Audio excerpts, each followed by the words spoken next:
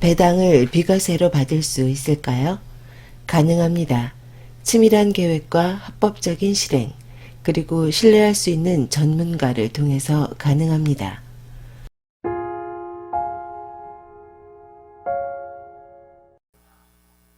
안녕하세요. 중소기업 CEO의 셀파, 한국 중소기업 경영연구소입니다. 오늘 방송은 배당 어떻게 할 것인가 입니다. 이 주제에 대해서 시리즈 강의를 진행하고 있고요. 오늘은 5부, 초과배당과 비과세 감액배당에 대한 방송입니다. 부장님, 오늘 네. 방송을 간단하게 요약해 줄 수 있으실까요? 네. 작년에 세법이 개정되면서 이제 초과배당에 대한 편익이 많이 사라졌습니다. 네. 그래서 상대적으로 이제 초과배당이 제약을 받게 되기 때문에 다른 또 대안이 좀 필요하겠죠. 네. 그렇지만 여전히 이 초과배당은 다른 여타 배당보다도 굉장히 매력적인 측면이 많이 있고요. 네. 초과배당에 대한 내용을 좀 더 살펴보기로 하겠고, 네. 그다음에 이제 상법상 허용되고 있는 이제 감액배당이라는 개념이 있습니다. 네. 그래서 이 제도도 또 가압승계를 앞둔 기업들한테는 굉장히 유용한 배당이기 때문에 5부에서는 이 초과배당과 비과세 감액배당에 대한 강의를 좀 진행하도록 하겠습니다. 네. 그럼 5부 추가배당과 비과세 감액배당에 대한 방송을 시작하도록 하겠습니다.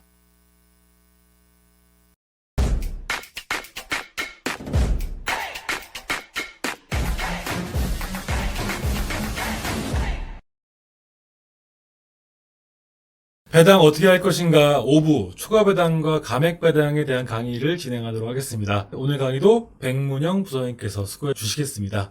안녕하세요. 네, 안녕하세요. 오늘은 가장 현장에서 질문이 많은 초과배당과 감액배당 관련해서 강의를 드리겠습니다. 네. 자, 초과배당에 대한 상법적인 해석에 대한 좀 이해가 선행이 되면 개념 이해가 좀 도움이 될 것 같습니다. 사실 이익배당은 주주평등의 원칙이 적용돼야 됩니다. 주주평등의 원칙은 주식회사의 가장 기본 원칙이고요. 이걸 어기게 되면 이제 위법이 되는 거죠. 네. 당연하겠죠. 그래서 형식적으로는 주주와 회사 사이의 법률 관계에 있어서 주주를 그 지위에 따라 평등하게 취급해야 한다는 거 너무 당연하겠죠. 여기서 예외가 있죠. 이게 우선주입니다. 우선주라는 건 그야말로 어떤 권리가 더 우선한다는 거예요. 정권에 따라서 차별해서 배당이 가능하다는 거예요. 그래서 우선주에게 좀 더 많은 배당을 하거나 그런 행위를 할 수 있다는 거죠. 네. 자, 그런데 상법이 인정하는 예외 규정을 제외하고 정관 규정이나 주주총회 이사회 결의 또는 대표이사의 업무 집행이 주주평등 원칙을 위반할 경우 이게 회사에 선의가 있든 악의가 있든 불문하고 이건 당연 무효가 되는 거예요. 그래서 일반 주주가 거기에 따라서 민법에 따라서 부당이익 반환 청구를 하면 거기에 응해야 됩니다. 그렇지만 주주 전원이 출석해야 되고 대주주들이 소액 주주들을 위해서 자기들의 몫의 일부를 소액 주주들에게 균등배당하기로 결의한 경우, 이 경우는 주주평등 원칙에 위반되지 않는다고 본다는 거죠. 이게 추가배당이죠. 그렇죠. 자, 가족법인의 경우 이해관계가 상호 일치하지요. 그리고 주주평등의 원칙에 위반한 차등배당을 결의한 경우에도 이 주주들이 가족이니까 뭐 아버지가 더 많이 받나 내가 많이 받나 그거에 대해서 민감하지 않잖아요. 네. 가족들이기 때문에. 네. 그래서 이런 경우는 부당이익 반환 청구를 하지 않는 경우 그 배당은 그대로 확정이 되고 유효한 결의가 된다라는 게 이제 상법상의 해석입니다. 네. 근데 가족이라 하더라도요, 나 부당합니다라고 반환 청구를 하게 되면은 문제가 된다는 거예요. 그래서 반드시 차등 배당을 할 경우에는 반환 청구하지 않는다라는 명백한 서류상의 합의서를 받게 되는 거죠. 네. 그리고 주주 전원이 참석한 주주 전원의 동의가 있어야 된다라는 전제 조건을 일치시켜야 된다는 기본 전제가 있습니다. 자, 최근에 난 기사입니다. 삼성전자 13조 역대급 배당. 늘어난 돈 어디에 쓸까? 어디에 쓸 것 같으세요? 선물을 구입하거나, 그죠? 갖고 싶었던 물건을 사거나, 일부는 혹은 전부를 재투자하거나. 그래서 4월에 돈이 많이 풀리면 그만큼 소비 진작에 상당한 기여가 될 거다라는 이런 기사들이 있습니다. 그러면 결론적으로 이 초과배당을 통해서 국가 경제 전체에 미치는 경기 진작 효과가 상당히 크다고 보는 거죠. 그래서 이제 작년까지는 초과배당을 허용한 거고, 이 미성년자에게 집중되는 초과배당이 자칫 이게 부의 무상 이전이라는 또 사회적인 여론 반론도 만만치 않은 거예요. 네. 그래서 그런 배경으로 인해서 초과배당의 과세가 강화된 측면이 있다, 이렇게 이해를 하시면 될 것 같습니다. 상법상 감액배당을 말씀드릴게요. 네, 상법상 감액배당은 이렇게 정의가 되어 있습니다. 주식 발행 초과금을 감액하여 배당하는 경우 과세 대상 배당 소득 해당 여부. 그래서 이제 국세청에서 나온 회신문을 보면 주식 발행 초과금을 상법상 규정에 따라 감액하고 이를 재원으로 중간 배당을 하는 경우 그 배당 금액은 소득세법에 따라서 배당 소득에 포함되지 않는 것임 이렇게 나와 있는데요. 이게 무슨 내용인지를 한번 살펴보도록 할게요. 감액 배당의 원천이 되는 자본준비금과 이익준비금에 대해서 다시 한번 개념을 정리해 볼게요. 지난 편에서 말씀을 드렸는데요. 자, 이익준비금은 배당을 할 때 상법에 의해서 회사의 자본금의 50%가 될 때까지 매 결산기마다 10% 이상을 적립해야 됩니다. 1억을 배당하게 되면 1억의 10%는 얼마죠? 1,000만 원. 1,000만 원. 예를 들어서 이 회사의 자본금이 1억이다? 그럼 자본금의 50%는 얼마죠? 5천. 5천만 원. 그러니까 5천만 원이 될 때까지는 계속 적립을 해야 돼요. 5천만 원이 넘게 되면 더 이상 이익준비금은 적립할 필요가 없다. 없겠죠. 네, 그런 개념입니다. 자, 반면에 자본준비금은 자본 거래에서 발생한 잉여금이라는 거예요. 대표적으로 액면가 5천 원인데 주식을 5만 원에 발행했어요. 네. 그럼 회사는 4만 5천 원의 이익이 생긴 거죠. 네네. 그걸 이제 자본준비금으로 본다는 거예요. 네. 그래서 상법은 회계 기준에 따른 자본잉여금을 자본준비금으로 표현을 하고 있어요. 회계의 용어는 자본잉여금이고 상법에는 자본준비금으로 돼 있다는 거죠. 네. 상당히 어려운 개념들인 것 같아요. 네, 그렇습니다. 자, 적립된 자본준비금은 법정준비금, 용어 자체가 법에서 정했고, 준비를 해야 된다는 자체가 이 용도가 만만치 않다라는 게 딱 느낌이 오시죠? 네. 네, 엄격히 제한되어 있습니다. 그 용도가 어디에 주로 쓰이냐? 제가 한번 읽어볼게요. 네. 자본금의 결손 보존에 충당하는 경우 외에는 사용할 수 없으나 2011년 상법 개정에 따라 적립된 자본준비금과 이익준비금의 총액이 자본금의 1.5배를 초과하는 경우 주총의 결에 따라서 그 초과한 범위에서 자본준비금과 이익준비금을 감액시켜 배당 재원을 확보해 배당한 것은 어렵습니다. 이렇게 쉽게 설명을 드릴게요. 법정준비금, 이익준비금이나 이 자본준비금은 전편에서 말씀드렸듯이 자본의 충실화를 기하고 네. 채권자를 보호하기 위해서 국가가 강제해 놓은 거예요. 그러니까 이런 제도가 없으면 주주가 전부 다 배당으로 회사 자산을 축내더라도 네. 견제할 게 방법이 없는 거죠. 네네. 그렇게 되면 이제 채권자의 이익을 해하게 될 수 있는 가능성도 있잖아요. 네. 자, 그래서 국가가 이렇게 법적으로 이익준비금, 자본준비금 제도를 만들어 놨고 네. 이미 자본금의 1.5배, 예를 들어 자본금이 1억인데 이익준비금이나 자본준비금이 이미 이거의 1.5배, 그러니까 쉽게 1억 5천을 초과한 거예요. 네. 그러니까 이런 경우에는 그 돈이 차라리 기업의 직접적인 발전이나 주주가치 제고에 쓰는 게 훨씬 효과적이잖아요. 네. 그러니까 법이 어느 정도는 1.5배까지는 적립을 이 정도면 충분하다 이거예요. 그럼 그 이후에 발생되는 이익준비금이나 자본준비금은 배당을 해도 좋다는 거예요. 무슨 말씀인지 이해가 되셨죠? 네. 이제 순서가 있습니다. 이익준비금을 먼저 하고, 그러니까 배당을 통해서 10% 적립해야 되는 이익준비금을 먼저 결손보존에 쓰고, 그 다음에 자본준비금을 써라 이렇게 돼 있었어요. 네. 근데 이제 개정상법에서는 네. 자본준비금과 잉여금의 감소 비율과 순서에는 특별한 제한을 두지 않고 그냥 주총에서 정해라 이거예요. 주주총회에서 정해서 이익잉여금이 있다 하더라도 자본잉여금에서 1.5배를 초과하는 경우 있으면은 이미 결의를 하게 되면 자본잉여금에서 배당할 수 있다는 거예요. 네. 그러면 이익잉여금에서 배당할 때와 자본잉여금에서 배당할 때 무슨 차이가 있냐? 이익잉여금은 이익을 주주가 가져가는 거잖아요. 네. 당연히 배당에 소득이 있는 거고 세금이 붙는 거고 자본잉여금은 이게 주주가 납부한 돈에서 법인에 생긴 이익이잖아요. 네. 주주가 다시 가져가는 거에 대해서는 이건 자본의 환급으로 보지 않고 세금을 과세하지 않겠다는 거예요. 어디에서 배당금을 가져가냐에 따라서 과세가 되고 과세가 안 되는 차이가 생기게 되는 거죠. 자, 그래서 이익준비금을 감액하면 자본금의 2분의 1이 될 때까지 매 결산기 이익 배당액의 10분의 1 이상을 다시 적립해야 하므로 회사 입장에서는 어느 것을 더 먼저 하는 게 좋을까요? 자본준비금을 먼저 하는 게 좋죠. 왜냐면 이익잉여금을 먼저 감액을 시켜버리면 이거는 또 배당을 할 때 계속 10%씩 적립을 해야 되니까 이왕이면 자본준비금을 먼저 감액하는 게 유리하겠죠. 네. 자본준비금을 이익잉여금으로 해서 배당을 하는 게 훨씬 더 유리하다라는 겁니다. 네. 그런데 제가 실무를 하다 보면 실제 자본준비금이라는 계정 자체가 생성되는 기업들이 많지 않아요. 그럴 것 같습니다. 이 자본준비금이라는 게 생기려면 주주와 법인 간에 자본 거래를 해야 되지 않습니까? 그리고 주식 발행 초과금이라는 거는 이제 주로 제3자가 기업에 투자할 때 이제 어느 정도 기업 가치를 인정하고 시가대로 들어오는 거거든요. 그러니까 투자가 이루어진 기업들 자본준비금이 상당히 많이 회계상으로 쌓여있는 기업들 같은 경우에는 이 상법상 감액배당을 한번 검토해 볼 필요가 있다. 이렇게 이해하시면 될 것 같습니다. 좀 더 감액배당의 활용에 대한 내용을 한번 보도록 할게요. 자, 감액배당금이 투자 원본을 초과하는 경우 감액배당금은 투자 원본을 받은 것이 아니라 법인 설립 후 할증된 가격으로 출자한 주주에게 우회적으로 지분의 일부를 양도하고 양도 이익의 일부를 실현한 성격을 갖게 되므로 처음부터 계획적으로 지분의 양도를 추가 출자와 감액 배당의 형식으로 설계하는 것이 가능하다. 무슨 얘기냐면 사례를 통해서 한번 보는 게 가장 이해가 빠를 것 같습니다. 자, 예를 들어서 어떤 기업 자본금이 1억이에요. 차입금이 20억이 있습니다. 그리고 이 회사의 대표이사는 100% 지분을 갖고 있어요. 그리고 자, 이익잉여금은 19억이 있습니다. 그러면 자본금 1억에 잉여금이 19억 있고 차입금 부채가 20억 있으니까 자산은 40억이 있겠죠. 네. 자, 이 회사의 액면가 주식은 10,000원이에요. 그리고 이 자금을 빌려준 사람은 대표이사의 부친입니다. 현재 이 기업 가치를 상증법으로 평가하니까 20만 원이 나옵니다.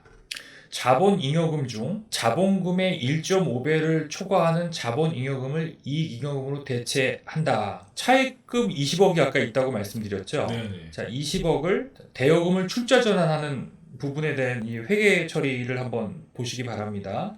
차입금 20억을 출자로 전환했기 때문에 차변에 차입금 20억이 오게 되고요. 차입금 20억 중에서 자본금으로는 1억만 들어가죠. 그리고 19억은 자본잉여금이 됩니다. 네. 왜냐하면 액면가가 10,000원인데 시가를 20만 원에 들어갔잖아요. 네네. 그러니까 20배수로 들어간 겁니다. 네. 그러니까 20분의 1에 해당하는 1억만큼만 자본으로 들어간 거고요. 그럼 이 법인은 20억에서 1억을 뺀 19억만큼 이제 자본잉여금이라는 계정이 생기겠죠. 네.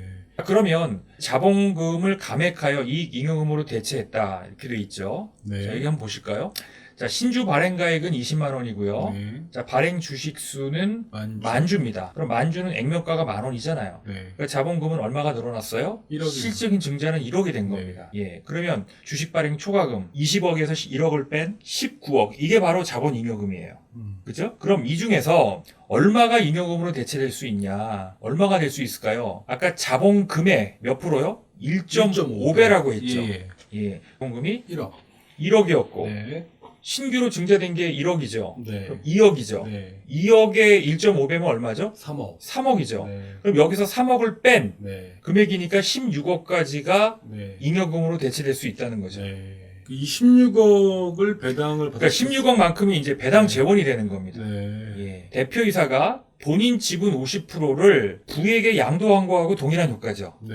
그러니까 지분 구성은 이런 감액 배당 후에 5대5가 된 거죠. 아들이 아버지에게 주식을 50%를 양도한 효과예요. 네. 근데 그거에 대한 세금은 냈다 안 냈다? 안 냈다는 거죠. 원래 정상적으로 주식을 양도해서 양도 차익에 대한 세금을 냈더라면 상당히 많은 세금을 냈을 거예요. 근데 이런 감액 배당을 통해서 주식을 일부 아버지한테 매각한 효과는 있지만 아들은 16억이라는 현금을 확보하게 된 거죠. 그러면서 지분 50%를 양보한 거예요. 그렇지만 아들 입장에서 아들이 보유한 전체 자산 가치는 변화가 없는 거예요. 자, 그래서 많은 학계에서나 관련된 업종에서는 이익잉여금이 있고 자본잉여금이 있을 때는 이익잉여금을 우선 배당을 하고 그 다음에 남는 게 있으면은 자본잉여금을 하라는 목소리가 굉장히 높습니다. 왜냐하면 실제 증자에 참여한 건 아버지지만 자본잉여금을 결국 주주가 가져갔지만 누가 가져간 거예요? 아들이 가져간 거잖아요. 증여가 이루어졌다고 볼 수도 있어요. 근데 현행법상으로는 이 부분에 대해서 과세가 되지 않기 때문에 이런 증자 구도를 만들어낼 수 있는 기업 같은 경우에는 이 제도를 활용할 수 있는 거죠. 회계사협회나 이런 데서도 이거의 문제점을 계속 지적하고 있기 때문에 입법 보완이 될 가능성도 높습니다. 그럼 이제 기업 입장에서는 입법 강화가 되기 전에 이런 방법을 통해서 지분을 또는 이제 증여 플랜을 짜는 것도 나름대로는 합리적인 방법일 수 있겠죠. 네. 이런 내용입니다. 투자자의 확보를 용이하게 하는 수단 및 배당 소득세 부담 없이 배당으로 주주 환원 요구에 대응한다는 내용은 그 얘기고요. 네. 이익잉여금을 과세 없이 인출하거나 지분의 일부를 양도하면서 소득세를 피할 수 있다는 거예요. 이해가 되셨죠? 근데 이게 실무에서 실행 가능합니까? 실무에서는 실행 가능하죠. 예. 아니, 제 부작용은 없을까요? 어떻게 보세요? 분명히 이거는 과세가 될 수 없다고 법에 규정이 돼 있기 때문에 네. 예, 그 부분을 갖고 민감하게 고민할 부분은 아닌 거예요. 이 거래가 가능한 궁극적인 이유는 배당으로 유출되는 잉여금의 순서를 네. 주주총회를 통해서 본인이 선택하게 한 거가 문제예요. 세법이 이걸 그대로 인정하고 있다는 거예요. 근데 이제 이게 문제가 되고 문제의식이 된다면 세법이 이걸 인정하지 않겠죠. 네. 어떠한 경우에도 잉여금이 있는 경우에는 이익잉여금을 먼저 배당을 해라. 네. 그리고 나서 자본잉여금을 감액 배당을 하게끔 하겠죠. 어쨌든 현행법에서는 이걸 인정하고 있기 때문에 인정하고 있을 때는 뭐 실행을 하더라도 큰 문제가 되지는 않겠죠. 이 부분은 실무에서 파워풀한 내용이 될 것 같습니다. 자, 지금까지 추가 배당하고 비과세 감액 배당이라고 해도 될 것 같습니다. 배당 관련 정책에 대해서 부장님 정리를 해주셨네요. 제가 이제 현업에서 많이 받는 배당 관련한 질문들을 네. 7가지로 요약을 해봤습니다. 제가 한번 읽어볼게요. 1. 법인 유보이익에 대한 간주 배당 과세 규정 도입은 보류되었지만 만일 간주 배당 과세가 현실화된다면 이에 대한 대응책은 무엇입니까? 이런 질문하는 분이 많아요. 간주 배당을 이게 보류가 아니라 이제 없어진 거 아니냐. 제가 강의 때도 말씀드렸지만 계속 논의가 되어 왔어요. 네. 그래서 저는 오히려 개인적으로 이 간주 배당이 강제적으로 도입이 되면 저는 예측하지 않았던 납세 의무를 져야 된다는 거에 부담도 있지만 궁극적으로 이게 나중에 시적으로 법인의 어떤 청산 단계나 소멸 단계에서 고율의 세부담을 또 줄여줄 수 있기 때문에 네. 제가 배당을 해야 된다고 아무리 목소리를 높여도 당장의 현실적인 문제 때문에 안 하시는 분들이 많이 있거든요. 네네. 예, 그래서 저는 개인적으로 이게 도입된다는 가정하에 지분 정책과 배당 정책을 짜는 게 맞다. 이게 지금 당장 이게 보류됐다고 해서 또 다음에 하자 이렇게 생각하지 마시고 이게 도입됐다라고 가정하에 지분 정책과 주주 구성을 다시 한번 검토해 보는 게 더 현실적이지 않나 하는 생각을 합니다. 서두에 말씀하신 대로 지금 이 간주 배당이 여러 번 나왔었던 내용들이었잖아요. 그 부분에 대한 균형 있는 배당 정책이 미리 입안돼서 네. 실행할 필요가 있다는 말씀을 해주신 것 같아요. 네. 오늘은 이제 오부 추가 배당과 비과세 감액 배당에 대한 강의를 진행했고요. 지금 5번에 걸쳐서 배당에 관련된 강의를 해주셨어요. 총평을 좀 해주신다고 한다면 이 배당은 주주가치 제고를 위해서 기업이 할 수 있는 가장 바람직한 방법입니다. 배당을 지나치게 세금과 결부해서 판단할 문제가 아니고요. 네. 이 배당 정책을 꾸준히 도입해 온 기업들은 투자면 투자, 또 세무조사면 세무조사, 주주들의 어떤 그 우호적인 의사결정, 뭐 많은 면에 영향을 미칩니다. 또 하나 제가 꼭 말씀드리고 싶은 거는 이제 초과 배당을 현실적으로 많은 기업들이 이용해 왔습니다. 근데 초과 배당이 없어지자마자 배당 안 해. 이건 대단히 위험한 방법입니다. 배당은 그런 식으로 세금 때문에 하고 말고에 결정할 문제가 아니에요. 이익이 나면 당연히 주주에게 일정 부분 배당을 하고 네. 그래서 법인의 구성원 모두가 기업 가치가 증가한 거에 대한 어떤 성과를 일정 부분 각자의 역할에 맞게끔 합리적으로 보상을 받는 그 경영의 인프라를 구축하는 게 대단히 중요하다. 꾸준히 배당을 진행하는 것이 기업 건강에 가장 중요한 첫 출발이다. 저는 이렇게 생각을 하고 있습니다. 감사합니다. 배당 어떻게 할 것인가 총 5부에 걸친 시리즈 강의를 진행했습니다. 네, 궁금하신 분들은 저희 연구소로 질의를 주시게 되면 저희가 또 답변을 드리도록 하겠습니다.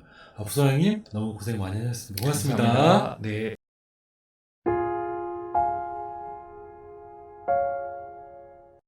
오늘 방송이 도움이 되셨는지요? 매출은 영업에서, 이익은 관리에서 나옵니다. 대기업은 전문 인력이 있어서 기업이 받을 수 있는 혜택을 모두 챙기고 있습니다. 반면에 중소기업은 정보와 전문 인력의 부재로 정당한 권리를 찾지 못하는 경우가 많습니다. 한국중소기업경영연구소는 중소기업 CEO가 정당한 권리를 찾도록 돕고 있습니다. 어려운 현장에서 분투하시는 대한민국 중소기업 CEO 모두를 응원합니다. 감사합니다.